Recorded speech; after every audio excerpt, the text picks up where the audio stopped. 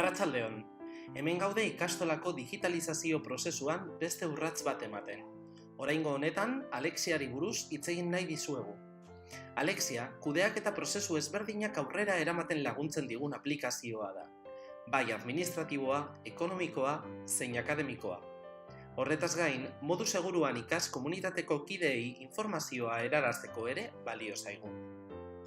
2016an hasi ginen plataforma hau erabiltzen ikastolan. 2016-2017 kurtsoa Alexia bidez kudeatu genuen bete-betean, eta orain, 2017-2018 kurtsoan, momentua dugu ikas komunitate osoa bateratzeko modu erraz eta azkarrean.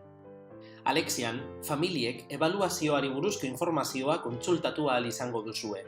Baita ere tutoretzak, gelako gertakariak, fakturatzea edo jantokiaren inguruko informazioa ere. Horretarako, ikastolako webgunera jo beharko duzue, eta behinan, Alexia botoian klikatu. Zuen erabiltzaile eta pasahitza sartzeko pantaila agertuko zaizue, eta ondoren, oraintxe agertuko zaizuenaren antzeko leiho bat. Momentu honetan, datu basea antolatzen ari gara, zuen erabiltzaile eta pasahitzak sortzeko. Informazioa segurua izango dela ziurtatzeko, erabiltzailea pertsonala izan beharko du, eta nahita ez, posta elektroniko batekin lotuta joan beharko du. Bukatzeko, jakinarazi nahi dizuegu, kasu batzuetan zuekin kontaktuan jarriko garela, datu baseko zenbait zalantza argitzeko. Besterik ez gure partetik, eta eskerrik asko zuen pazientzia eta ulermenagatik prozesu guztia martxan jarri arte.